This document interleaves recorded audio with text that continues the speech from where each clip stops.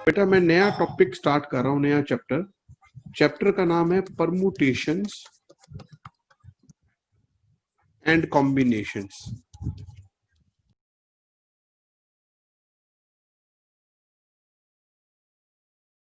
Fundamental principle of counting से क्या मतलब है कि आपको दो तरह की बातें हैं कि एक इवेंट ए है which can happen in M ways, और एक इवेंट बी है which can happen in N veg.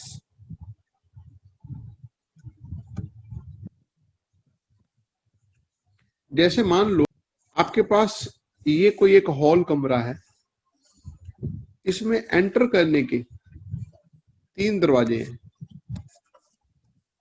और एग्जिट करने के लिए 4 दरवाजे हैं। आप तीनों में से किसी एक डोर से एंटर कर सकते हो और किसी एक डोर से एग्जिट कर सकते हो। तो इट मींस इवेंट ए मान लिया मैंने एंटर करना है, तो आप एंटर कर सकते हो 3 वेज में और एग्जिट कर सकते हो 4 वेज में। बी एग्जिट करना है। तो दो बातें बेटा। पहली बात आपसे ये पूछा जाए कि in how many ways you can enter and exit. And exit की बात आ जाए, एंटर के साथ साथ आपको एग्जिट भी करना है, ठीक है। In how many ways you can enter and exit, मतलब आपने डोर 1 से एंटर किया, डोर 2 से एग्जिट किया, ये एक वे बन गया। देखो ये D1 है, ये D2 है, ये D3 है, नाम दे दिए, ये E1 E2 E3 E4। तो पहला वे आपने क्या बनाया कि D1 से एंटर किया, E1 से एग्जिट किया। फिर दूसरा वे बनाया आपने D1 से एंटर किया, E2 से एग्जिट किया, ऐसे। तीसरा वे बनाया D1 से एंटर किया, D3 से एग्जिट किया। इस तरीके से अगर हम टोटल वे गिने कि टोटल कितने डिफरेंट वे बन सकते हैं, in how many ways you can enter and exit, आप 3 वेज में एंटर कर सकते हो, 4 वेज में एग्जिट कर सकते हो, तो टोटल तरीके कितने बन सकते हैं मैंने अभी भी आपको बताया बेटा। यहां से एंटर किया, यहां से एग्जिट किया, एक और रास्ता। D1 से एंटर किया, E2 से एग्जिट किया, D1 से एंटर किया, D3 से एग्जिट किया, D1 E4, ऐसे D1 E1 D1 E2 D1 E3 D2 E4 D3 E1 D3 E2 and D3 E4, इस तरीके से। Yes Abhishek, total number of ways will be 3। हाँ आर्ची बोलो बेटा, total number of ways will be 7 या 12? Total number of ways will be 3 multiplied with 4। तो 3 4 जा 12 veg हो गए हमारे पास। दूसरा एक एग्जांपल लेते हैं। मान लो आपके पास एक 2 ग्रुप हैं ए और बी। एक ग्रुप के अंदर 4 बॉयज हैं, बी ग्रुप के अंदर 5 बॉयज हैं। आपको 1 बॉय सिलेक्ट करना है आइदर फ्रॉम ए और फ्रॉम बी। या तो आपको ए से सिलेक्ट करना है या बी से सिलेक्ट करना है, एक बच्चा सिलेक्ट करना है। तो in how many ways you can select, तो बेटा आइदर फ्रॉम ए और फ्रॉम बी आ गया, तो यू कैन सिलेक्ट या तो 4 + 5, टोटल 9 वेज में आप सिलेक्ट कर सकते हो। तो बेसिक बेटे आपको 2 बातें याद रखनी है, 2 बातें याद रखनी है बेटा। रिमेंबर में डालिए बेटा 2 बातें कि एंड आ जाए और इंडिपेंडेंट इवेंट्स हो। इंडिपेंडेंट का मतलब क्या होता है कि एक के होने या ना होने से दूसरे से फर्क ना पड़े। जैसे मैंने बोला डोर 1 से एंटर किया है, तो कोई हार्ड ऐसा रूल नहीं है कि आपको E1 से एग्जिट करना है। आपने D1 से एंटर किया तो E1 से एग्जिट करना, ऐसी कोई कंडीशन नहीं है। आप कहीं से भी एग्जिट कर रहे हो, तो इसका मतलब इंडिपेंडेंट है चीजें। यहां इंडिपेंडेंट इवेंट्स हो और एंड आ जाए तो मल्टीप्लाई कर देना, और आए लिखा हुआ, और इवेंट्स म्यूचुअली एक्सक्लूसिव हो। अब आप बोलोगे सर म्यूचुअली एक्सक्लूसिव क्या होता है, बताता हूं अभी। तो और हो जाए तो प्लस कर देंगे, ऐड कर देंगे। आपको ये फर्क पता लगना बहुत जरूरी है बेटा कि एंड कब होता है और सॉरी मल्टीप्लाई कब करते हैं और ऐड कब करते हैं। म्यूचुअली एक्सक्लूसिव का मतलब होता है ऐसे दो इवेंट्स जो एक साथ हैपन ना कर सके, which can not occur together, जिनमें इंटरसेक्शन कुछ भी ना हो। जैसे आप एक कॉइन को टॉस करते हो तो हेड और टेल कभी एक साथ नहीं आ सकते। ऐसे इवेंट्स को हम बोलते हैं म्यूचुअली एक्सक्लूसिव। जैसे मैंने बोला कि एक ग्रुप के अंदर 4 बॉयज हैं और दूसरे ग्रुप के अंदर 5 बॉयज हैं, आपको एक बच्चा सिलेक्ट करना है। अगर आपने वो बच्चा ए ग्रुप से ले लिया तो बी से नहीं लेना है, और बी से ले लिया तो ए से नहीं लेना है। ऐसे केसेस में को हम म्यूचुअली एक्सक्लूसिव केसेस कहते हैं, इवेंट्स कहते हैं। और इनमें अगर और का साइन बीच में आ जाए तो प्लस कर लेना, और एंड के साथ इंडिपेंडेंट हो तो मल्टीप्लाई करेंगे। ये रूल बेटा रिमेंबर में डालो। पारुल बेटा बताओ मैंने क्या बताया है अभी तक। पारुल सिवाच। सर अगर हमारे क्वेश्चन में एंड आ जाता है और इवेंट्स इंडिपेंडेंट हो तो उन्हें हम मल्टीप्लाई कर देते हैं टोटल निकालने के लिए।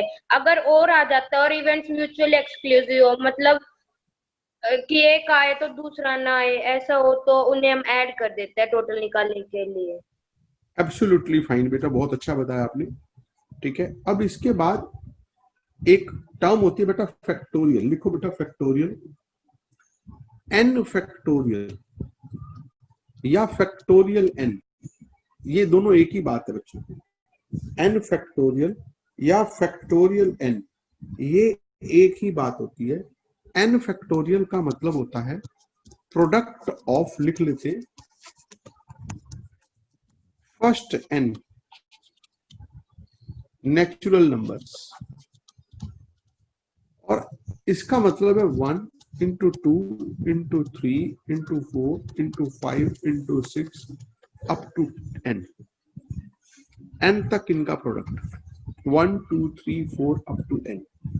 पहले n नेचुरल नंबर्स का प्रोडक्ट जो है वो n फैक्टोरियल होता है। गर्भ दुआ बेटा बताओगे 5 फैक्टोरियल की वैल्यू क्या है? Yes sir, sir 5 into 4 into 3 into 2 into 1। बिल्कुल, आप उल्टा भी लिख सकते हो बच्चों। 5 into 4 into 3 into 2 into 1, 5 चौके 20 दिए 60 दूनी 120 120। ये बेटर रहता है, उल्टा लिख लो। अगर कोई आपसे पूछे कि क्या 5 फैक्टोरियल को 5 into 4 फैक्टोरियल कहा जा सकता है गर्भ दुआ, तो कह सकते हैं या नहीं कह सकते हैं? पक्का? चलो, आपको पता है बेटा, बहुत बढ़िया, आपको पता है। लेकिन आपको बताना है बेटा 10 फैक्टोरियल डिवाइडेड बाय 8 फैक्टोरियल हो तो क्या होगा? ये 90 आंसर आएगा। 90 आंसर आ गया, बहुत बढ़िया। कैसे पता लगा बेटा बताओ? ये 8 फैक्टोरियल तक तो कट जाएगा सर, और फिर बचेगा 9 into 10। 8 फैक्टोरियल तक तो कट जाएगा, बिल्कुल सही कहा बेटा आपने। 10 फैक्टोरियल का मतलब है 1 से लेके 10 तक का प्रोडक्ट। 10 से पहले 9 भी आएगा, 9 से पहले 8 भी आएगा।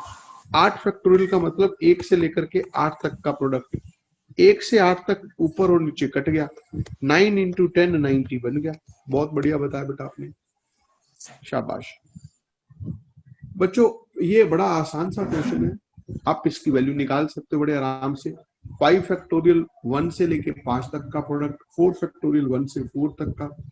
हिमांशु बेटा आपको बताना है LCM of 5 factorial and 6 factorial. Himanshu, what is the LCM of 5 factorial and 6 factorial? 5 factorial और 6 factorial का LCM? Yes, Praveen Dubey. Yes sir, 6 factorial आ जाएगा LCM। 6 फैक्टोरियल LCM लेते हैं तो जो बड़े वाला होता है, क्योंकि 6 फैक्टोरियल के अंदर 5 फैक्टोरियल छुपा हुआ है, हाँ या ना? Yes sir. 6 फैक्टोरियल जो है वो 5 फैक्टोरियल का मल्टीपल है, क्योंकि 6 फैक्टोरियल को आप ये भी कह सकते हो 6 into 5 फैक्टोरियल। करेक्ट बेटा, एक और बात बता दो बेटा, HCF of 5 factorial and 6 factorial, it is 5 factorial, clear? Yes. वो एलसीएम कर लेगा ना, ये तो आसान था बेटा, 9 factorial by 6 factorial.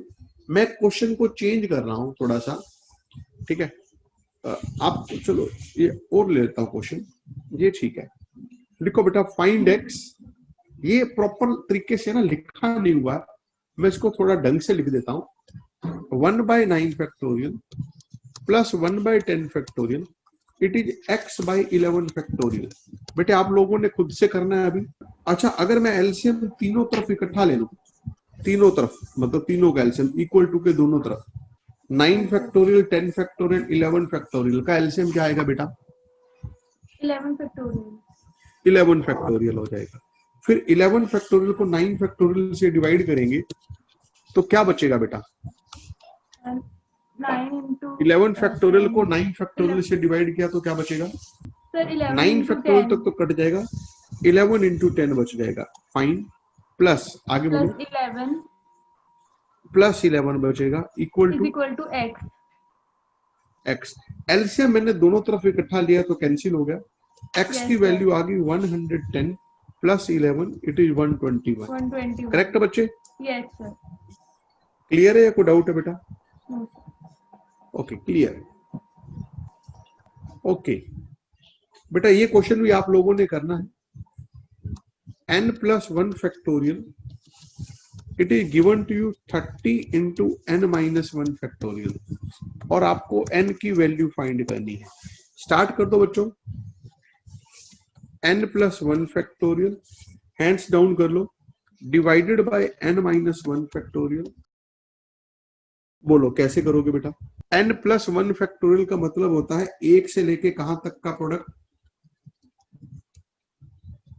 n plus 1 तक का प्रोडक्ट। n plus 1 से पहले क्या आएगा बेटा? n, और n से पहले भी क्या आएगा? n minus 1। n minus 1 factorial का मतलब एक से लेकर के n minus 1 तक का प्रोडक्ट इक्वल टू 30/1 है। एक से लेके n minus 1 तक तो जाएगा कट, ऊपर बच जाएगा n और n minus 1, n plus 1 equal to 30।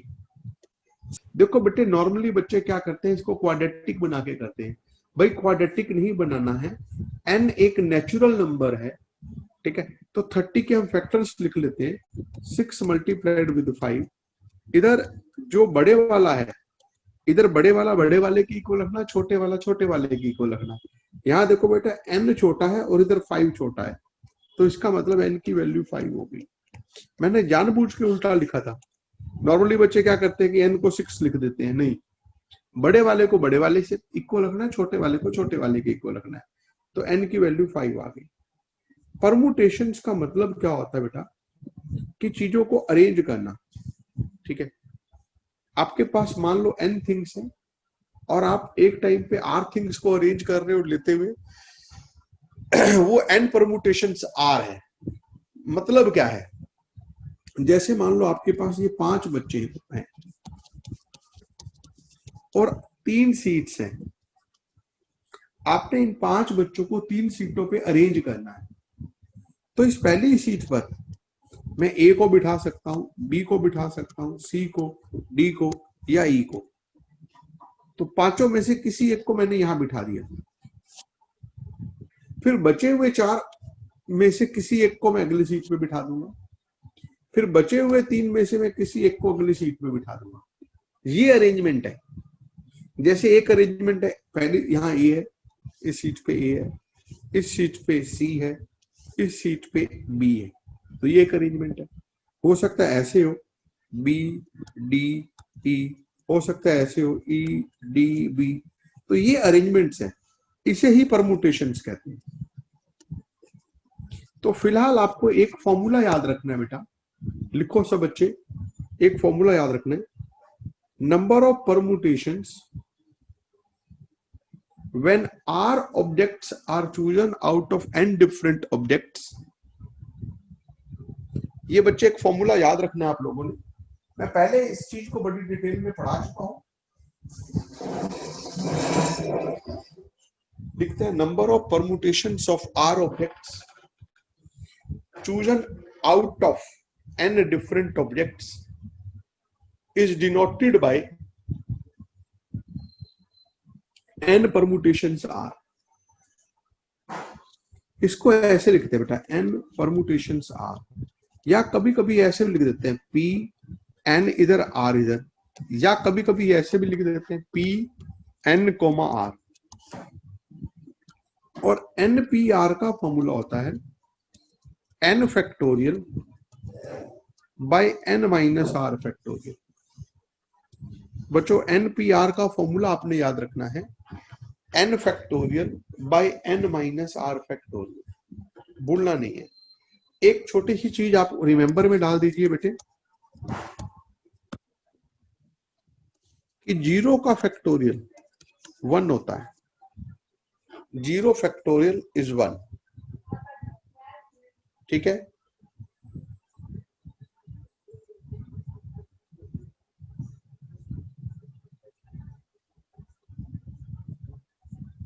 ये मैं आपको बता दिया बेटा। एक दो प्रैक्टिस के लिए 2-3 क्वेश्चंस कर लो बेटा। एक 5p3 की वैल्यू निकाल के दिखा दो और एक 10p2 की वैल्यू निकाल के दिखा दो। शाबाश। 5p3 की वैल्यू कैलकुलेट करके बताओ। 60 एक्सप्लेन कर दो बेटा कैसे। सर 5 ऊपर आ गया 5 फैक्टोरियल, नीचे 5 माइनस डिवाइड बाय 5 माइनस 3 का फैक्टोरियल, 2 का फैक्टोरियल हो गया। आगे 5 into 4 into 3 into 2 into 1, okay, divide में 2 into 1, divided by 2 into 1,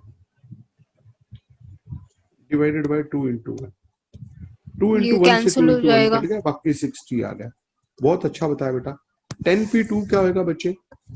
answer इसका 90 है। ओके, और इसको हम अब मैं बेटा इसका एक आसान सा तरीका बता देता हूँ। जितना ये नीचे होता है ना बेटा, जितना नीचे है, आप इस ऊपर वाले से उतने फैक्टर रिवर्स में चल लो। मतलब जैसे 5p3 है, ये शॉर्टकट है बेटा, तो आप 5 से स्टार्ट करो, रिवर्स काउंटिंग लो, 3 फैक्टर लेने आपको। जैसे 5 एक फैक्टर हो गया, 4 3, देखो ये 3 फैक्टर हो गए, 1 फैक्टर 2 फैक्टर 3 फैक्टर। बस ये बड़ा सिंपल तरीका हो गया। जैसे आपको 10 परमुटेशन 2 निकालना है तो 10 से चलो उल्टा और 2 फैक्टर उल्टे चलना है, तो 10 और 9 हो गए, ठीक है ना। इसी हिसाब से, ठीक है। कीर्ति बल्हारा आप बता दो बेटा, 10p4 करना हो तो क्या होएगा डायरेक्ट? कीर्ति बल्हारा 10 परमुटेशंस 4 करना हो तो क्या हो जाएगा बेटा? हाँ बोलो बोलो बोलो बोलो, आपकी आवाज नहीं आ रही बेटे। बेटे कट कट के आवाज आ रही है, कोई बात नहीं। कीर्ति कश्यप आप बता दो बेटा फिर 10p4 क्या होएगा? 10 into 9 into 8 into 7। 4 factor reverse में। चलो ये शॉर्टकट तरीका है ना, ये बड़ा आसान तरीका है, ठीक है। तो एक छोटा सा फॉर्मूला बेटा लिख लेते हैं कि स्टेटमेंट पढ़ लेते हैं। How many 3 letters words can be formed using the letters of the word square? पहला क्वेश्चन, स्क्वायर के लेटर्स में से। सुरभि बेटा आप समझना इस बात को। सुरभि बेटा ऑडियो ऑन करो, शाबाश। अच्छा स्क्वायर बेटा, इसमें कितने लेटर हैं टोटल स्क्वायर में? सुरभि कितने लेटर हैं, गिनते हैं एक बार।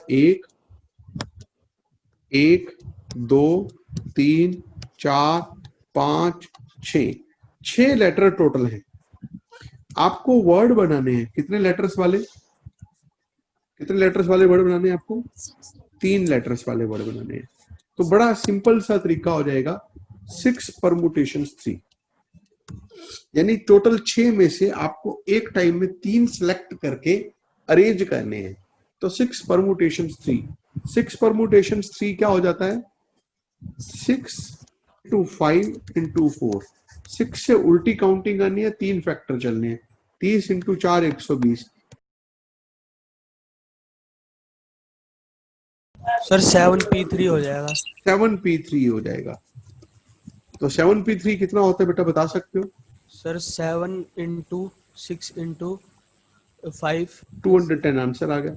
बेटा इस क्वेश्चन को भी पढ़ लो जरा एक बार। in how many different ways hmm, can 5 persons stand in a line for a group photograph?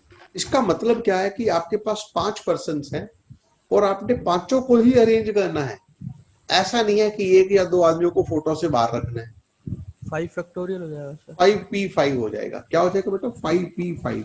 और 5 बच्चों 5p5 का मतलब होता है 5 फैक्टोरियल बाय 5 में से 5 गया 0 फैक्टोरियल, 0 फैक्टोरियल 1 होता है, यानी 5p5।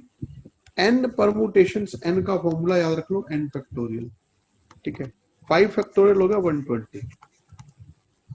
तो रिमेंबर में एक बात लिख लो बेटा, n different things,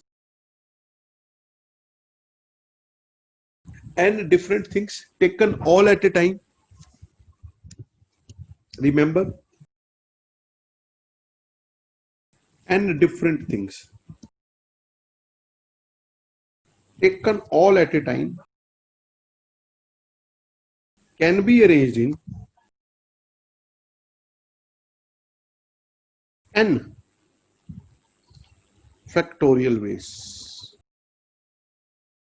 n different things taken all at a time can be arranged in n factorial ways.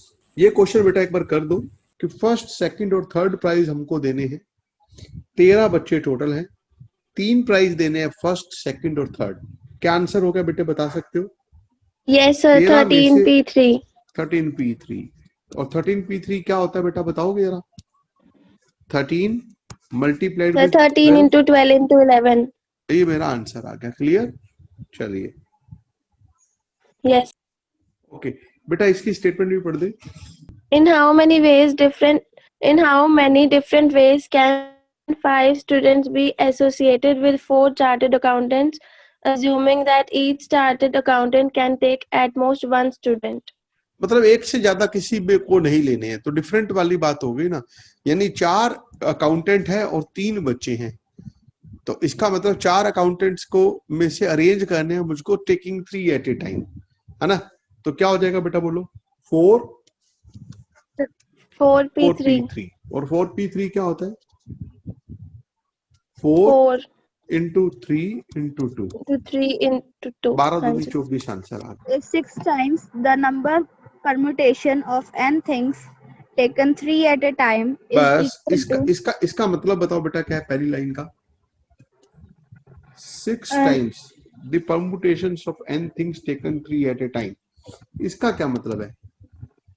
so permutation n things into- को 6 times करेंगे 3 at a time लेके। मतलब 6 into np3, हाँ या ना? Yes sir।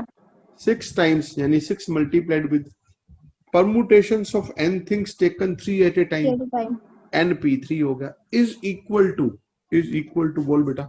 7 times यानी 7 into number of permutation of n minus 1 p3। तो इसका मतलब क्या हो गया? n-1 p3। आगे तो आप सॉल्व कर सकते हो, करवा बेटा आगे। 7 into n का फैक्टोरियल n का bye factorial by n minus 1 3 का फैक्टोरियल। 7 into बोलो। सर तो 6 into नहीं आना था हाँ बेटा, इस side, left hand side 6 into नहीं आना था। ओके गलती से लिखा गया बेटा 6 into। आगे बोलो 7 into n-1 factorial by n minus 1 factorial by n minus 4 factorial. Okay. चलिए, या हम कुछ ऐसे कर लेते, चलो कोई बात नहीं, अब तो कर लिया। n factorial divided bye n-3 factorial, ये कितना होता है बच्चे? Sir n into n minus 1 into n minus 2। शुरू से ही हम ये लिख लेते तो ज्यादा अच्छा था। 7 into, आगे बोलो। Sir n minus 1 into n minus 2 into n minus 3। कुछ कट रहा है? सर n minus 2 और n minus 1 कट रहा है। बाकी बच गया 6n equal to 7n 7n minus 3 minus 21। तो यहाँ से n की वैल्यू आ गई 21। 21। क्लियर है? Yes sir. एनी डाउट बेटा, क्लियर या नहीं? सर है क्लियर। ओके क्लियर है।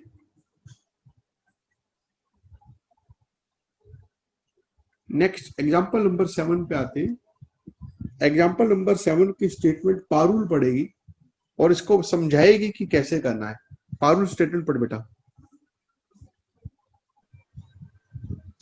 Compute the sum of 4-digit numbers which can be formed with the 4 digits 1, 3, 5, 7 if each digit is used only once in each arrangement. बेटा अगर Sir, ये question अगर तू कर देगी ना, मैं बहुत ज्यादा खुश हो जाऊंगा। बता बिटिया। बेटे क्वेश्चन समझ गए सर, ये पहले क्या है? नॉन रिपीटिशन का क्वेश्चन है। इसमें हमें 4 डिजिट नंबर बनाना है और एक नंबर सिर्फ एक बार आना चाहिए। ठीक है, आगे बेटा पहले क्वेश्चन है क्या? क्वेश्चन ये है कि हम पहली चीज 1, 3, 5, 7 इन डिजिट्स की हेल्प से कितने नंबर बना सकते हैं। डिजिट्स को रिपीट नहीं करना है, 4 डिजिट वाले नंबर बनाने हैं। जैसे आपने एक नंबर बनाया 1, 3, 5, 7, एक नंबर बनाया Yes, 3, sir. 1, 5, 7, एक बनाया 5, 1, 3, 7, एक बनाया 3, 5, 1, 7, ऐसे 3, 5, 1, 7 ऐसे कितने नंबर्स बन सकते हैं? बता सकते हैं बेटे ऐसे कितने नंबर्स बन सकते हैं? How many numbers you can make? Yes sir 24। 24 numbers बन सकते हैं। Absolutely fine. फिर हमको करना क्या आगे?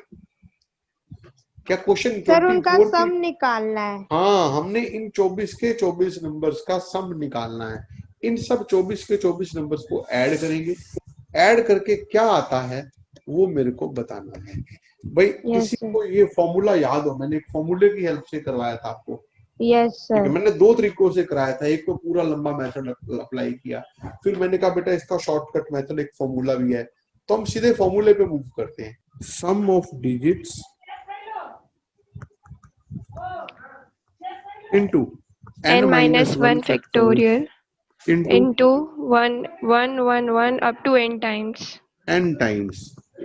यहाँ n कितना है? Sir 4. n 4 है क्योंकि 4 डिजिट वाला नंबर है। अच्छा, सम ऑफ डिजिट्स, अगर मैं 1 पूछूं plus sum of 3 digits plus क्या है? 5 plus 7. सम ऑफ डिजिट्स है 1 1 plus 3 plus plus 3 5 plus plus 5 7, plus 7. 4, 5, 9 और 7 16, तो ये तो 16 हो गया। Into n minus 1 factorial, n की जगह पर क्या आएगा बच्चे? 4 4 4, तो 4 माइनस 1 3 factorial. और ये 1 1 1 कितनी बार लिखा जाएगा? 4 4 times. बार। तो ये हमारा आंसर आ जाएगा 16 इंटू 3 फैक्टोरियल होता है 6 इंटू 1 1 1 1। ठीक है, तो 16 इंटू 6 6 6 6, 16 इंटू 6 होता है 96, कैरी हो गया 9। 16 इंटू 6 96, 96 में 9 ऐड किया 105, कैरी हो गया 10। 16 इंटू 6 96 में 10 ऐड कर दिया 106, कैरी हो गया 10। 16 इंटू 6 96 में 10 ऐड कर दिया 106। ये आंसर आ गया। चेक कर लेना बेटा, कैलकुलेशन में गलत कर देता हूँ। 16 6 96, 6 9 आंसर, 16 6 96 और 9 105। ठीक है बेटा, ये मेरा बेटा सम ऑफ डिजिट्स का फॉर्मूला है। प्रैक्टिस के लिए मैं एक क्वेश्चन और देता हूँ। ठीक है, इस क्वेश्चन को बेटा फटाफट करना है, सब बच्चों ने फास्ट फास्ट करना है। लिखो, find sum of numbers formed by all digits, sum of all digits 1 2 3 4 5, sum of all find the sum of numbers formed by taking all at a time, repetitions of digits is not allowed। ये formula तभी apply होता है जब repetition allowed नहीं होती, otherwise फिर वो पूरा मेथड करना पड़ता है नहीं आपके वहां, आपके पास ऐसा ही आएगा। वो फॉर्मूला पुट कर देंगे सम ऑफ वाला, हाँ, सम हो जाएगा। चलो, सम ऑफ डिजिट्स बोलो एक बार फॉर्मूला क्या था? Sum of digits into n minus 1 factorial into n minus 1 factorial into 1 1 1 n times। तो सर ये Sum of क्या नाम है digits. सर? 15 आ जाएगा sir. 1 plus 2 plus 3 plus okay into n minus 1 factorial का मतलब क्या हुआ? ये 4 फैक्टोरियल 4 फैक्टोरियल इंटू और ये 1 1 1 1 into 5 टाइम्स आ जाएगा सर।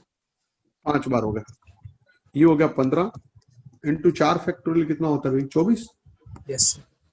इंटू 1 1 1 1 मल्टीप्लाई तो कर लोगे ना बेटा? Yes sir. क्या आंसर आया बेटा बता सकते हो? वो मल्टीप्लाई नहीं करेंगे सर। मल्टीप्लाई नहीं किया। दिव्यम क्या आंसर आया बेटे? सर 39 लाख 99,900 हैं 99,960 60 और सर यहाँ पे इससे ऊपर वाले में 5 बार 1 आएगा फिर 4 बार 1।